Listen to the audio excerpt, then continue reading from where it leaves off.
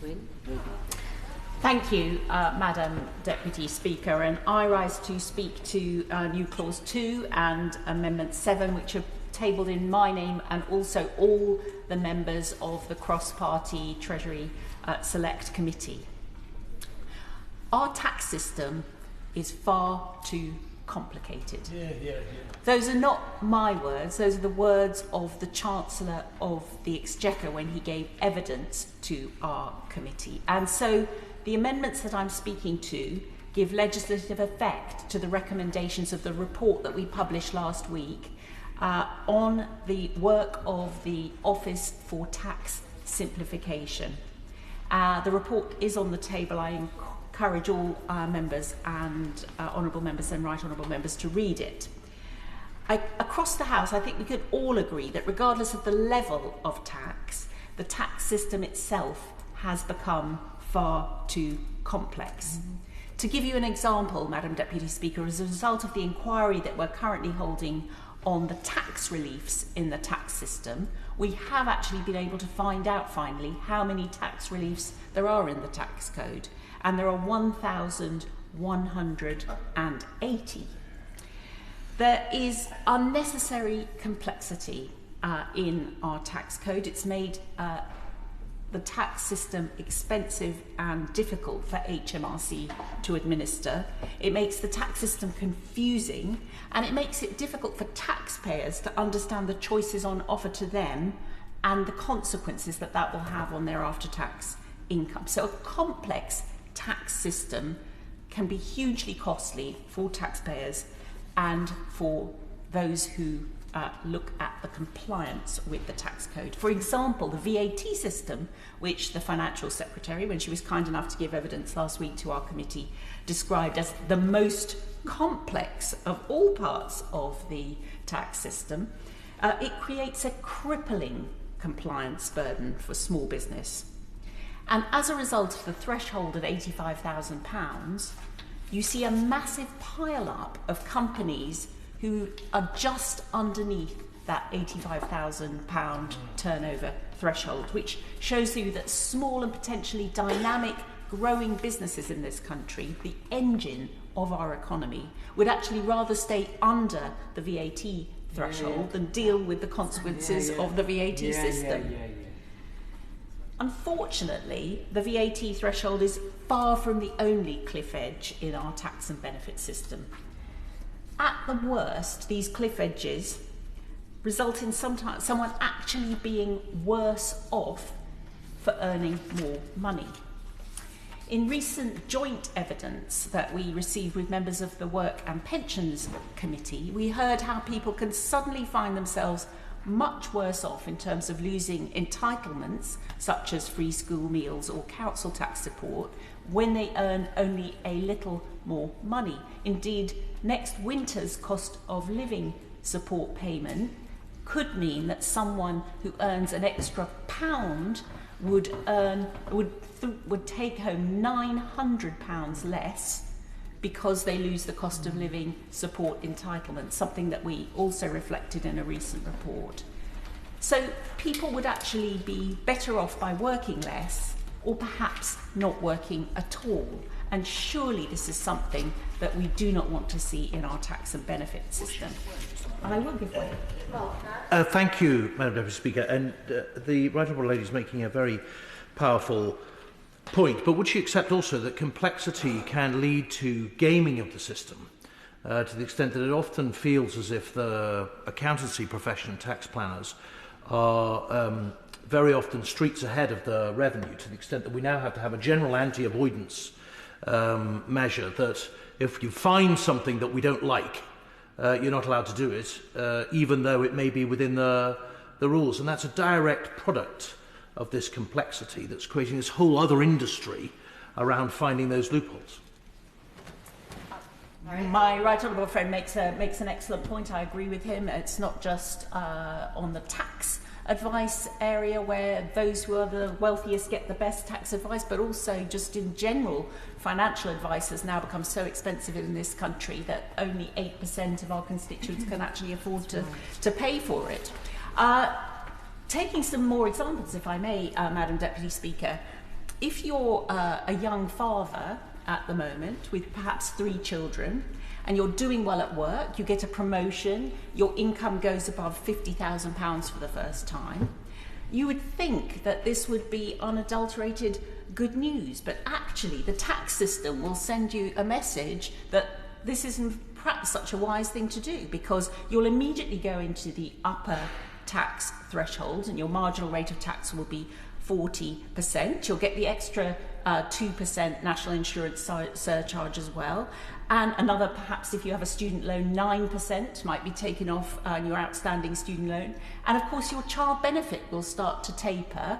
And if you have 3 children, that could mean a marginal withdrawal rate of a further 29%. So our potential go-getter will be left with only 20% of the pay rise that they were just rewarded with. And this is applying to people who are very much in the kind of people who we want to encourage to take on pay rises and extra work, because it is good for the economy. Would the Honourable Lady give way? I will give way. Thank you, Madam Deputy Speaker. I am ignorant about tax affairs, but when I look at it, would it be trying to sort it out?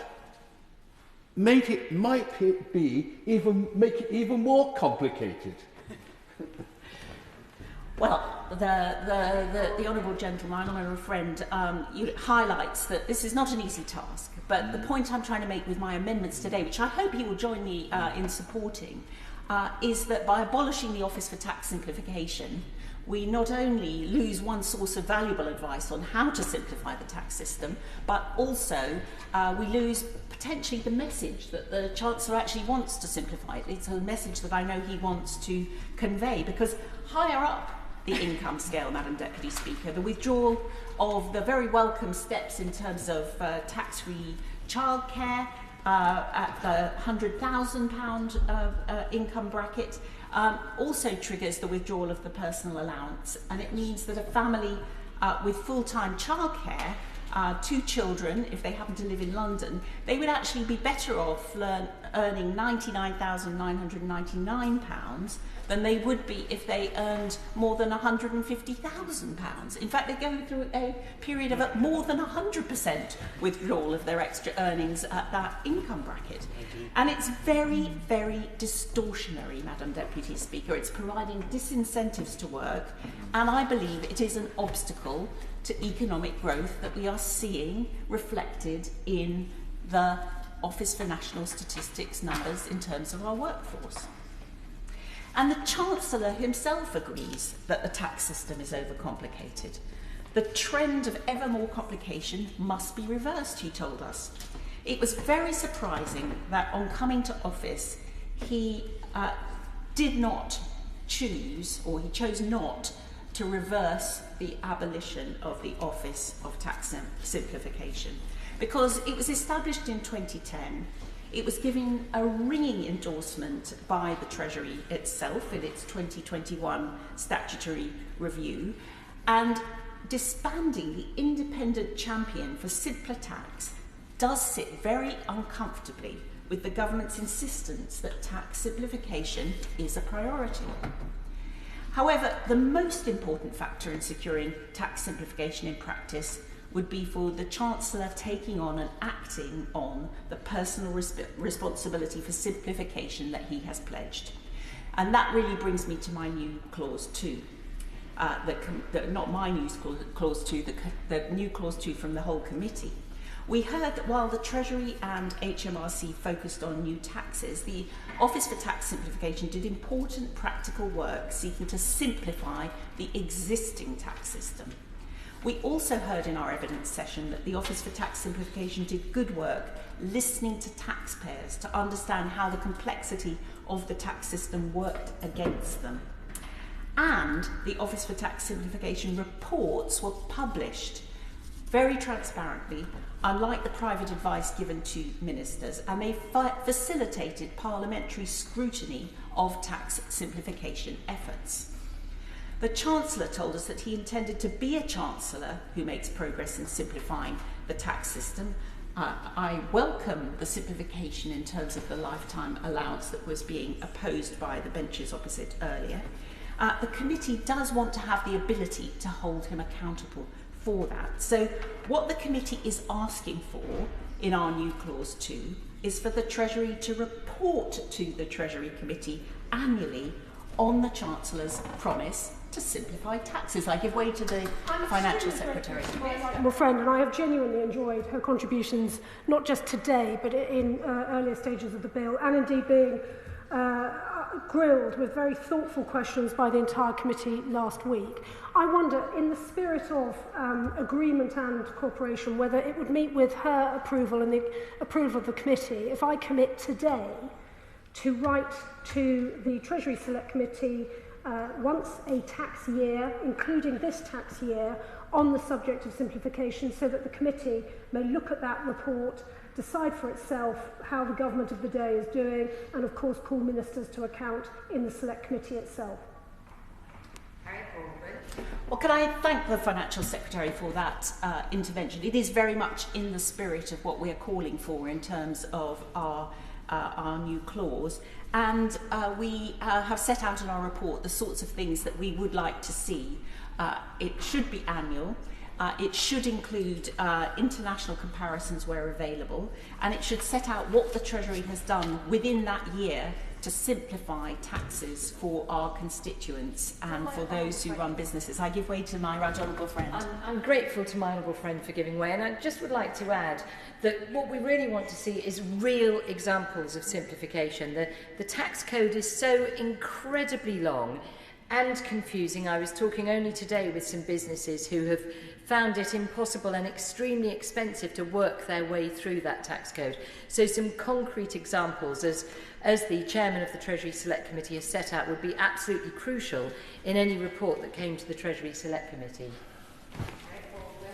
Can I thank my right honourable friend for that intervention, and it made me think immediately of the measures that are included in this Finance Bill number 2, which are around the increased rate in corporation tax. Obviously that in and of itself was controversial, but there are now these ladders between 19 and 25, and I think our committee would be very interested in information included in the letter that she's undertaking to write to us annually, in the assessment not only of new measures like that on the behaviour of businesses, because I highlighted the impact of the VAT measures just now, but also looking at the existing body of tax law, and like with the simplification of the lifetime allowance, ensuring that this Treasury and these Treasury ministers focus relentlessly on how they can simplify the complexity and the behavioural signals that our tax system is sending, which I submit are deterring people from entrepreneurialism, taking on extra work and earning higher incomes. And with that, Madam Deputy Speaker, I am happy to have spoken to those 2 amendments. Yep. Thank you very much, Madam Deputy Speaker.